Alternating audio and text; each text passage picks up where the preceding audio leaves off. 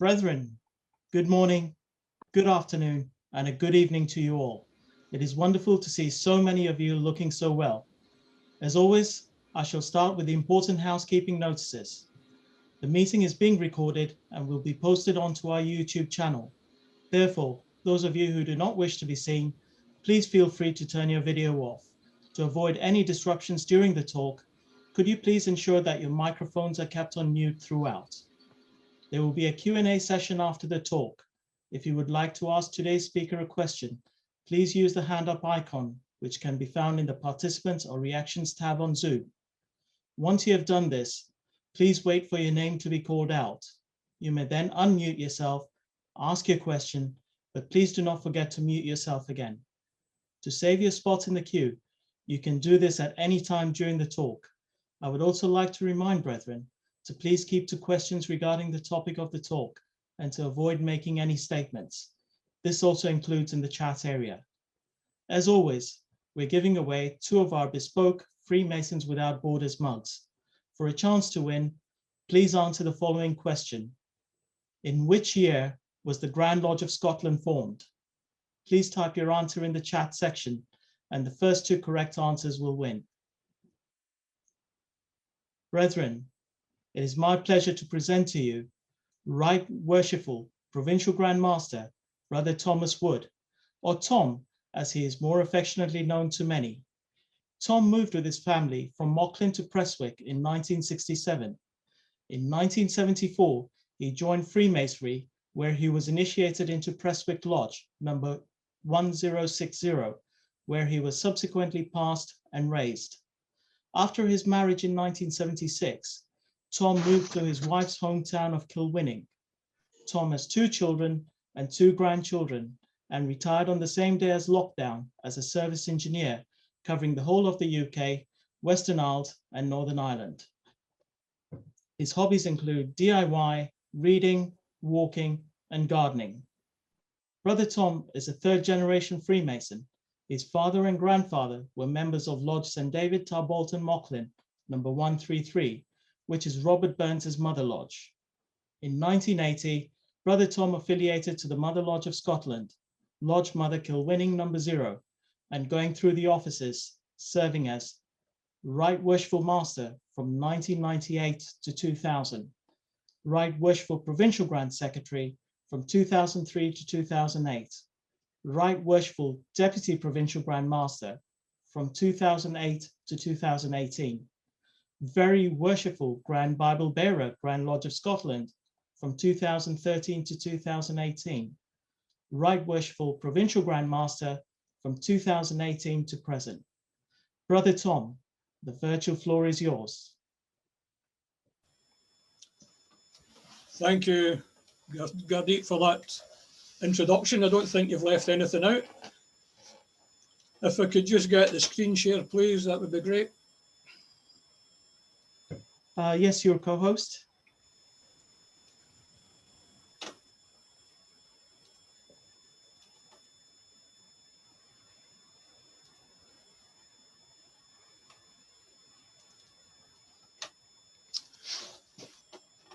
Welcome to the town of Kilwinning. For those of you who don't know where Kilwinning is located, it's located in southwest Scotland, some 30 miles from Glasgow and 75 miles from Edinburgh. It's in the relatively new county of North Ayrshire. Ayrshire was split into 3 districts in 1996, North Ayrshire, East Ayrshire and South Ayrshire. In Masonic terms, Kilwinning is surrounded by the Provincial Grand Lodge of Ayrshire, which currently has 43 lodges. The current lodge building of the Mother Lodge of Scotland is located at 99 Main Street, Kilwinning. This building was completed in 1893. The frontage is constructed of Ballochmyle sandstone, which is a red sandstone colour. Lodge Mother Kilwinning operates under the jurisdiction of the Grand Lodge of Scotland. However, that was not always the case, as this brief history will show. The The lodge at Kilwinning takes its origin from around the year 1140, at the time of the building of Kilwinning Abbey, the ruins of which still stand to the rear of the lodge premises. The abbey was built by monks of the Tyrannesian order, who were a medieval monastic order named after the location of the Mother Abbey, the Abbey de la Sainte-Trinité de Tiron, some 60 kilometres west of Chartres in France. The picture on the left is the remains of the chapter house, the front view of the chapter house. This picture here is the rear view of the chapter house. The chapter house is where the monks met to discuss the daily work of the abbey, and this would probably be the location of the first permanent dwelling of the Lodge of Masons in Kilwinning, and the ruins are preserved and maintained by Historic Scotland. This is the view of the south transept, and I can virtually see it out my front window here. As you can observe, the round window is slightly off-centre. The builders and monks in those days recognised that only God could make things perfect. So the tradition goes that the window was built off-centre. In all current publications of our history, you will read that the lodge has no minutes prior to the year 1642. And one or two reasons are given for this. They're thought either to have been lost when the abbey was destroyed and the monks had to flee to France at the time of the Reformation, in or around 1560, or they were thought to have been destroyed in a disastrous fire in nearby Eglinton Castle. This was the home of the Montgomerys, the Earls of Eglinton. The fire was circa 1528. This is an aerial view of the ruins of Eglinton Castle, which stands in the outskirts of Kilwinning in nearby Eglinton Country Park. An earlier minute, however, was discovered in the National Archives of Scotland in 2009 by our current Secretary, Brother David Wilson, Pastmaster. This minute was dated 1600 and was found in a collection belonging to the Montgomery family. However, from 1642, there are minutes of every meeting held by the lodge in Kilwinning. The picture on the left is the Mason's House, which is located in Main Street, Kilwinning, and was probably the location of Hugh Smith's house, where the lodge met around the year 1700. Unlike other lodges, Kilwinning does not have a charter or warrant from the Grand Lodge of Scotland, but instead works by special arrangement with Grand Lodge. Prior to the formation of the Grand Lodge of Scotland in 1736, the lodge at Kilwinning was a Grand Lodge in her own right, issuing charters and warrants to enable other lodges to be formed, many of whom still bear the name of Kilwinning to this day. In the 2019 yearbook of the Grand Lodge of Scotland, you will find that there are 15 lodges in the roll of the Grand Lodge of Scotland who were originally chartered by Kilwinning. With Scotland being a small country, it was not desirous to have two Grand Lodges, and therefore, as stated before, the Grand Lodge of Scotland was formed in 1736. The lodge at Kilwinning was represented at the foundation of the new Grand Lodge of Scotland and continued to be so until it was decided to number lodges according to their seniority. With part of that proof being the production of minutes. As stated, we had no minutes prior to 1642. Kilwinning was not placed at the head of the row of lodges in the Grand Lodge of Scotland. It withdrew from that Grand Lodge in 1743 and continued to issue charters and warrants as she had done previously. Now, if we go back in time, we can refer to the Shaw Statutes, which were found in the chapter vault of Eglinton Castle. Now, William Shaw was a maester of work to King James VI. These minutes were found, or these statutes were found around the year 1860. The first Shaw Statutes of 28th December 1598 were in the main a list of rules and regulations for lodges of operative masons to follow during construction works. It is worthy of note that no lodges were mentioned in this statute. This was probably the first Health and Safety at Work Act. However, in the second Shaw Statutes of 28th December 1599, that refers mainly to Kilwinning. And in the first item stated that Kilwinning was the head and second lodge in Scotland.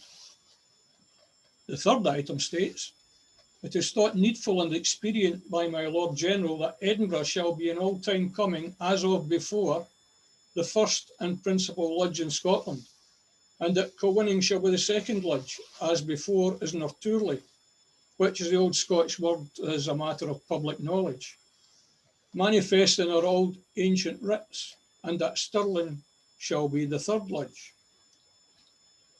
It is worthy of note that these statutes make reference to Kilwinning in 8 out of 13 items. There's no explanation as to why so much interest was paid to the lodge at Kilwinning in this statute, which raises a question, as there were no lodges mentioned in the statutes of 1598, why was Edinburgh stated as the first and principal lodge, as of before and of Norturley? From 1743, for a period of 64 years, Kilwinning remained a Grand Lodge, and during that period issued 30 charters, 26 lodges in Scotland, 2 in Virginia, 1 in Antigua, and the High Knights Templar of Island Lodge in Dublin. A meeting was held on the 14th of October 1807 in the Star Inn, Ingram Street, Glasgow, between the Grand Lodge of Scotland and the Grand Lodge of Kilwinning. And there is the Star Inn in Ingram Street, Glasgow. At this meeting, brethren presented as evidence the Declaration of Perth, which highlighted that the lodge at Kilwinning was in existence some 465 years prior to 1658. That is year 1143. This meeting resulted in a suitable agreement between both parties. The most important of them were, firstly, that Kilwinning shall renounce all right of granting charters. Thirdly, that Kilwinning be placed at the head of the roll of the Grand Lodge of Scotland without a number. And fifthly, that whoever Kilwinning appointed as their right worshipful master, he by right of that office would be ipso facto the provincial Grand Master of the Provincial Grand Lodge of Ayrshire. It was at this meeting that the lodge at Kilwinning was first recorded as Mother Lodge Kilwinning.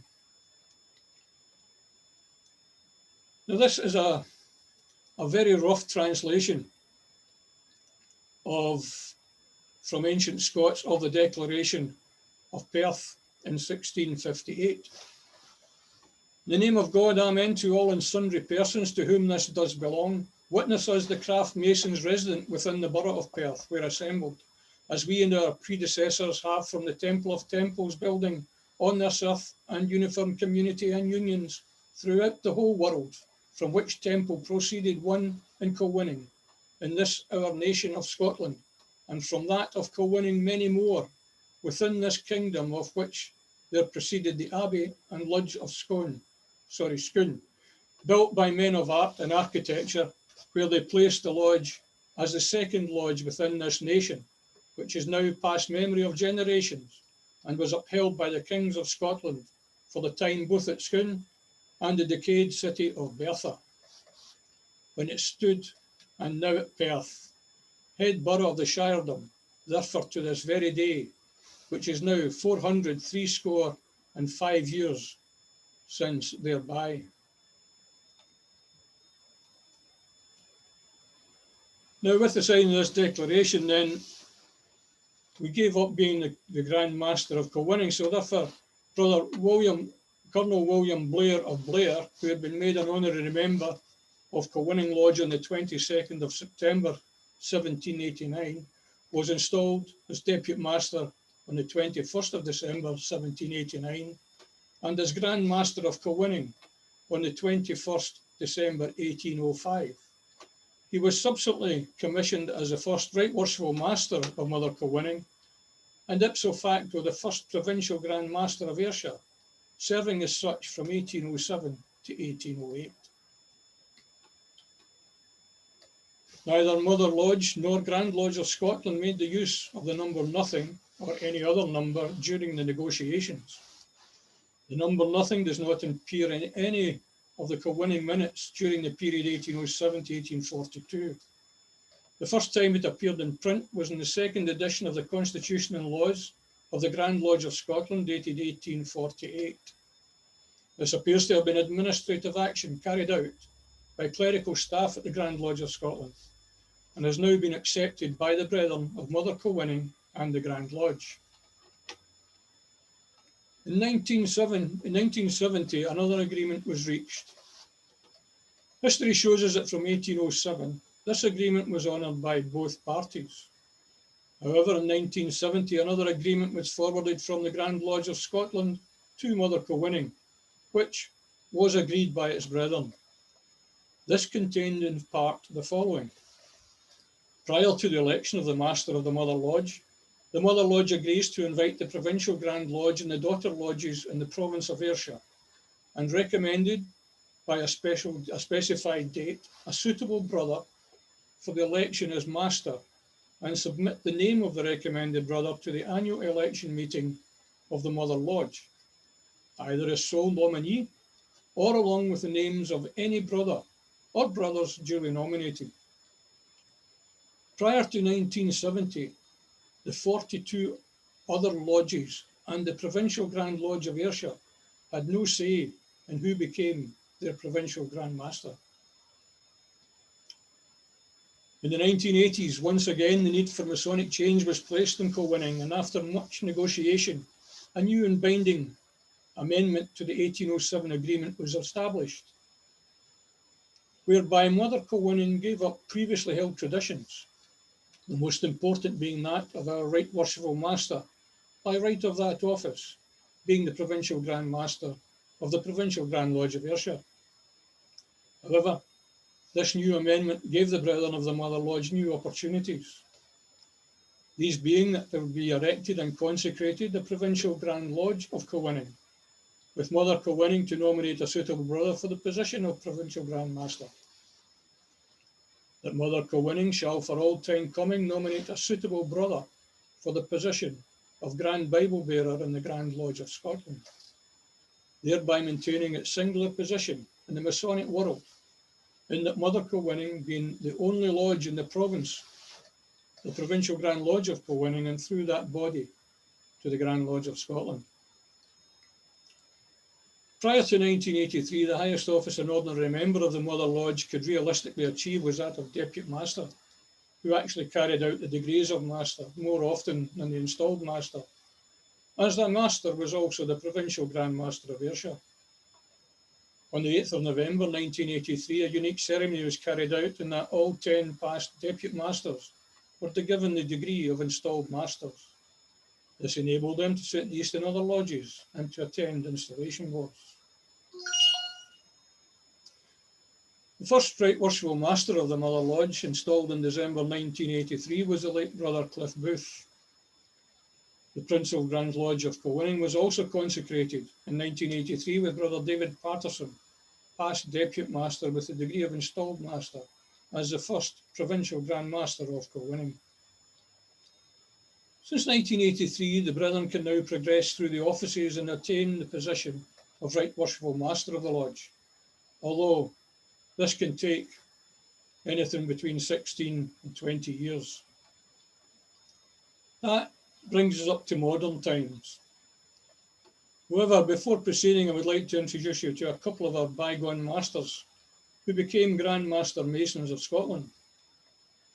We have William Boyd, the 4th Earl of Kilmarnock, and Archibald, 17th Earl of Eglinton and 5th Earl of Winton. William Boyd, he was elected Master in 1741 and installed on the 20th of January 1742. On the 20th of December 1742, it's noted that the Earl of Kilmarnock, being this year elected Grand Master Mason, and was absent in Edinburgh. He served as Grand Master Mason from 1742 to 1743. However, the life of William Boyd, the 4th Earl of Kilmarnock, was cut short due to his part in the 1745 Jacobite rebellion. He was captured at Culloden, transported to London, tried and found guilty of treason, and thereafter decapitated on the 18th of August 1746 at the Tower Hill. The 17th Earl of Eglinton and 5th Earl of Winton, the Montgomery family were great benefactors to the Mother Lodge and resided in Eglinton Castle on the outskirts of the town. Archibald was Right Worshipful Master and Provincial Grand Master of Ayrshire in 1949 to 1957, and Grand Master Mason 1957 to 61.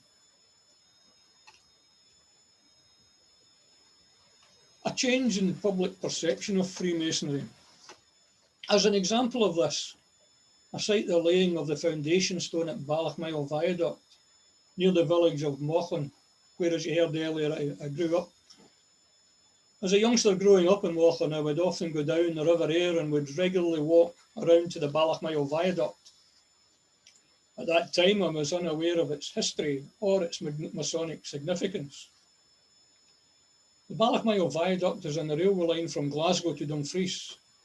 It is the highest extant railway line in Britain, as it's 169 feet high and carries the railway over the River Ayr between Mauchline and Catrin in East Ayrshire, and constructed of red sandstone, which was locally sourced. The minutes of the Mother Lodge read, on Saturday the 5th of September 1846, special trains from Glasgow and Ayr conveyed the directors and friends of the railway company to the site at Mauchline. The officers of Kilwinning Lodge were conveyed by train to Kilmarnock, where they joined the train from Glasgow. Masons from other lodges were picked up at other stations along the route. A procession was formed to go from the village at Mauchline to the site of the bridge. It was described as it extended about a mile in length and consisted of 26 lodges, 12 bands. The total number of spectators was estimated as between 6,000 and 10,000. The foundation stone was laid by George Fullerton Esquire, and this is how the minute reads: the most worshipful Grand Master of Kilwinning and Provincial Grand Master of Ayrshire. Following the ceremony, 3 tumultuous cheers that made the welkin ring, that means the sky or the heavens, were followed by a salute of 21 guns from the battery erected for the occasion.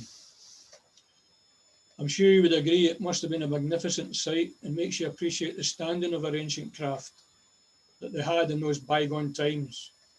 I don't think you would get that reaction today. The picture on the left depicts the building of the viaduct here, and down in the bottom corner, behind the painting, is a list and signatures of the brethren who attended on that day. We've got some old and new traditions. At our regular meetings or when conferring degrees in sister lodges, all members and office bearers wear our working aprons, which is a plain cloth apron with green border, no jewels or officer worn, except by the Right Worshipful Master, who wears his on a collarette.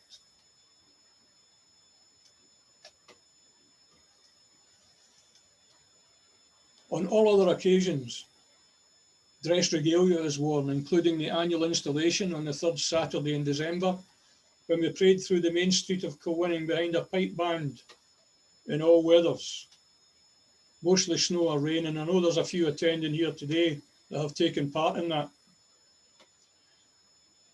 In the rendered apprentice degree, the Right Worshipful Master, as part of his lecture, gives the newly initiated a brief history of the lodge, some of which I've included in this presentation. Here we have the working apron, which is used, and this is the Master's jewel. On the right, we have a dress apron. This dress apron belonged to the first Right Worshipful Master, Brother Clifford Booth, which was passed down to myself. In 2000, the office bearers and brethren of the Mother Lodge, in conjunction with Brother Stephen Foster of the Lodge of the King's Park 1386, compiled the old degree. This degree was based on a composite of rituals circa 1695 and was done in period costume and is set in Hugh Smith's house at the Cross, which was showed you in the earlier photograph at the beginning of the presentation. This was intended to be done as a one-off, but is still performed regularly today when invited to do so by sister lodges celebrating special occasions. This was at Lodge Partick St Mary, Glasgow, 1st of June 2019. The following are some artefacts of the lodge. This is looking to the east in the Mother Lodge, and this is, oh, that other one was looking to the west. Here we have the old building of 1779 to 1893. This is a photograph of the rear view. This was demolished, and this is the entrance to the Abbey Church, which is still open to this day. On the right, there is a 3D matchstick model, which was presented by Jim Miller, who was not a brother of the lodge. And this is obviously a replica of the building taken from photographs. That is the arch through to the Abbey Church. The altar contains the foundation stone from the old lodge. It's 2 foot by 2 foot by 1 foot thick. I don't have a transcript of the inscription at the moment. The Lodge Past Masters Board, depicting the past masters, provincial Grand Masters and Grand Bible Bearer, and this only begins in 1983. We have a couple of old artifacts here. We have a collection box, circa 1765, and the Kilwinning Lodge of Free Gardeners, 1858. The collection box came from the old lodge, and as you can see, is 2 keys. The gardeners obviously weren't as trusting, and they had 3 keys.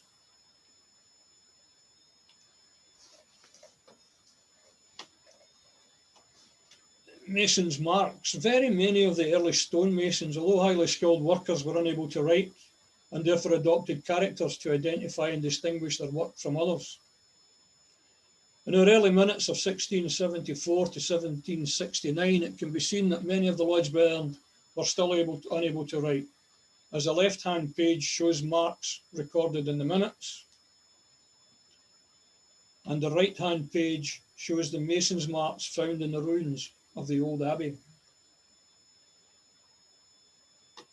Now, should you visit Kilwinning, these mason's marks can be seen on the main street. Prior to the development of the town centre, the lodge was asked by designers to provide marks that could be used on the street furniture. We provided them, and as you can see, they have been used on the seating and traffic signage. Indeed, there are many Freemasons who visit Kilwinning and don't notice the significance of these markings on the furniture. Most of the marks are taken from the previous page of marks you have seen. There is one which is sort of foreign to Kilwinning, and that is the bench with the mark of the poet, Brother Robert Burns. This is a view, the right hand is a view of the main street, which runs east to west. This is looking towards the east, and the lodge is situated here, midway along there. We have a silver seal which is used for the charters. And most of the oldest lodges in Scotland have a copy of this, which is the Breeches Bible. The one that we have was printed in 1599, or the Geneva Bible.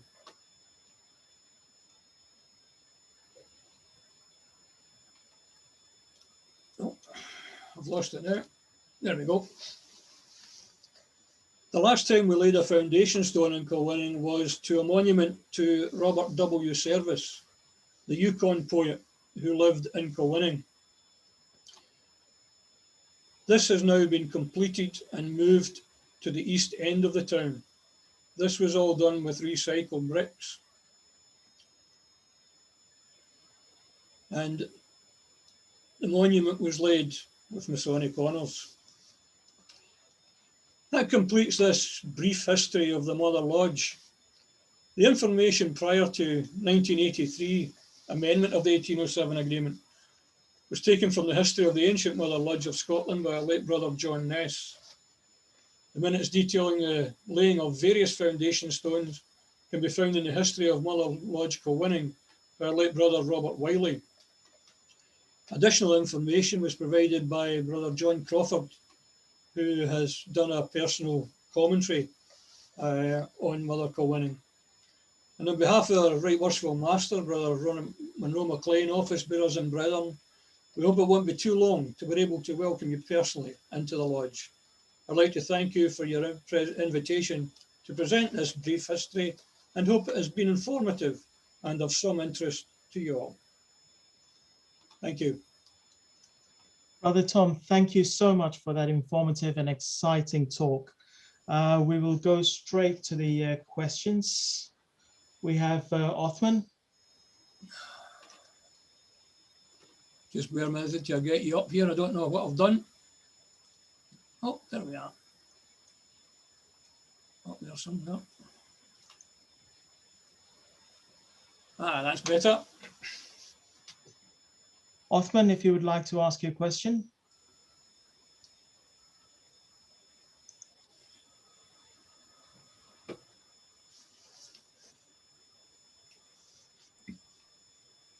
Apologies, Othman. Try now. Thank you.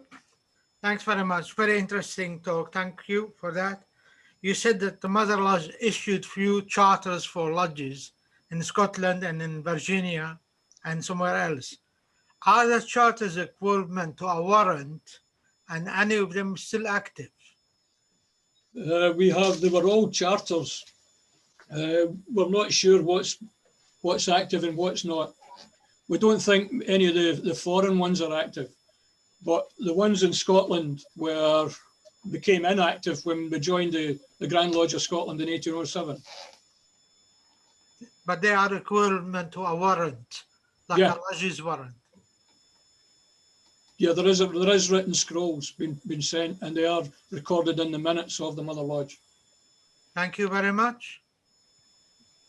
Thank you, Othman. We will go to Simon Reeder. Hello. Thanks for that talk. Very interesting.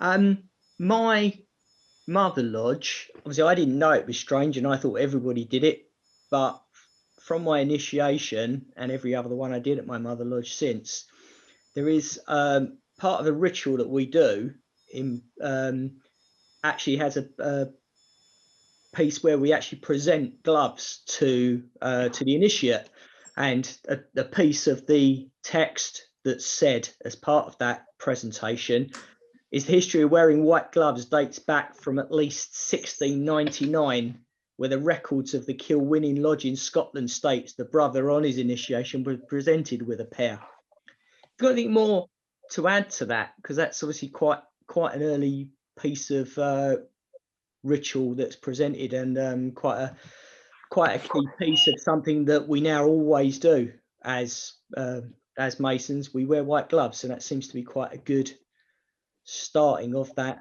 landmark. Unable to comment on that because I don't know anything about it. Fair enough. Thank you, Simon. We will go to Egil.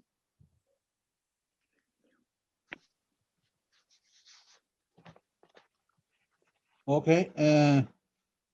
I take it that all other Kilwinning lodges under the Grand Lodge of Scotland are not in any way connected to Kilwinning number 0. Let's say Kilwinning 1754 in Newfoundland. under the Grand Lodge of Scotland. I haven't heard of so. Can you elaborate on that, please? The early lodges who were given their chapter from Kilwinning, some of them still have the name Kilwinning. Other lodges have taken the name Kilwinning as I believe an honour to the Lodge of Kilwinning, but there is no direct connection with a lot of lodges. Thank you, sir. Wonderful presentation. Thank you. Thank you, Egil. We will go to Brother Joseph.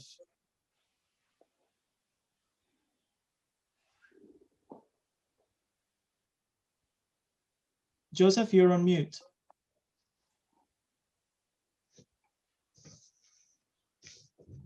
Sorry, Joseph, we can't hear you.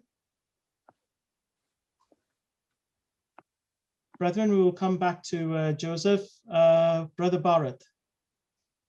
Hi, Gurdeep, thank you for this opportunity, and also Brother Tom, thank you for that wonderful presentation. Recall my visit to your Mother Lodge not too long ago.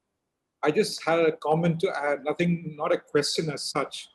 One of the names you mentioned as having served as Provincial Grand Master was the Earl of Eglinton. And just for your information, he was Grand Master of Scotland when Grand Lodge of India was formed, and he was one of the consecrating officers. I thought I'll just share that little bit of information with the brother. That was in the year 1960. Thank you.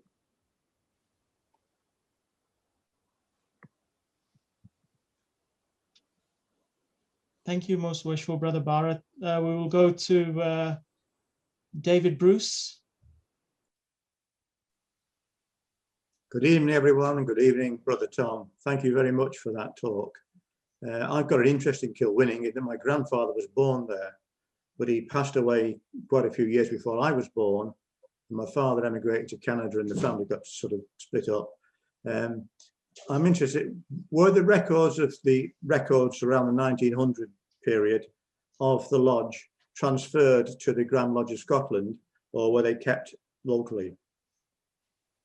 We hold every record from 1642. Thank you. I'll make inquiries.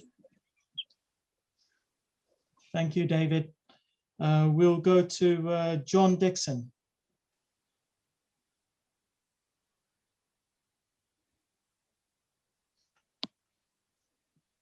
John, you're on mute.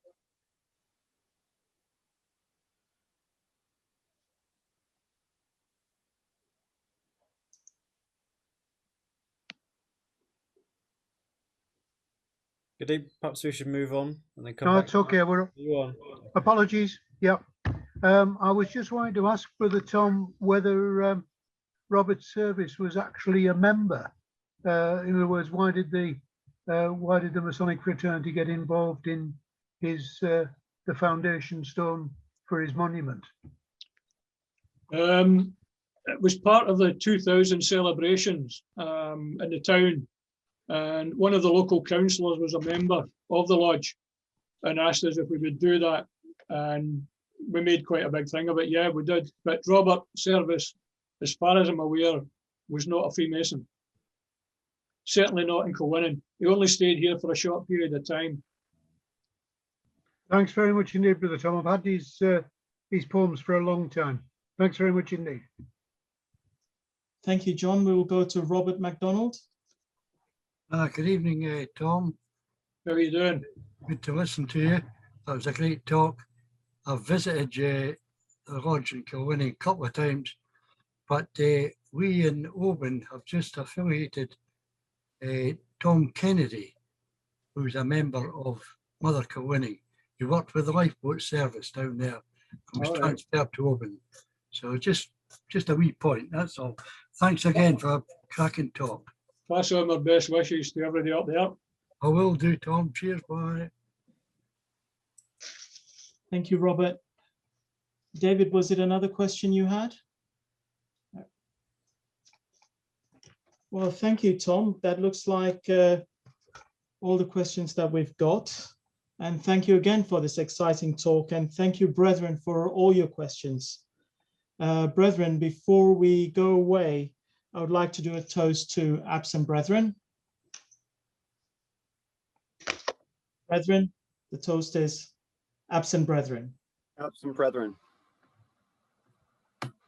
Absent brethren. Brethren, I bid you all a very good evening, and I look forward to you joining us next Tuesday on our lecture, which is on the Shriners by worshipful brother Gary Bergenski.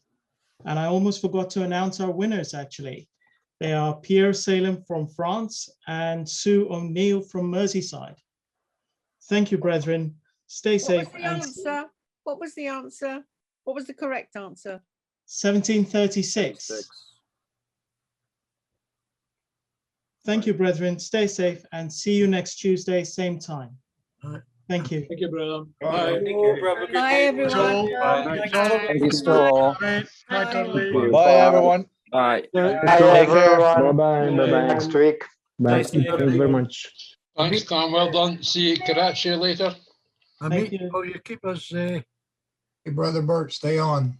Amit, Hi, Robert. will you keep us informed for your next? Absolutely. You've joined the mailing list, haven't you, Robert? I think so. I think I'm on there. Yeah, I think you're on there as well. So yeah, the details will come out on our Facebook page and via the mailing list as well. Very good. Thank you very much. Cheers. Thank you, Robert.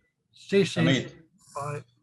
just a short question. I posted a question. Is it normal that the presenter gives away some of his slides if you want? From a Danish perspective, it's very interesting because there's a lot of things running around in the corridors around what came in what chronicle, and this is very fact oriented, which came through here. Michael, this will be down to the individual speaker. Okay. As you can imagine, obviously, a lot of hard work has gone into these presentations. Yes. So we can certainly ask Thomas. Yeah, please, and then encourage him. And then if he's not, then it's quite okay. No worries. No problem at all. I shall email him to ask him the question. Yeah, because we're planning a trip there, so actually to prep some of the minds of what is actually the right chronology, so we can actually. So thank you very much, Amit. No problem at all. If it's available, I'll post it onto our Facebook page, brethren, for you. Thank you, Amit. Thank you. Well, God bless. Stay safe, everyone. Be kind to each other. Amit. See you all next week. Good night. Bye, Amit. See you all. Thank you. Bye-bye. Good night. Take Good night, care. Amit. Good night. Good Good night, brother. All good.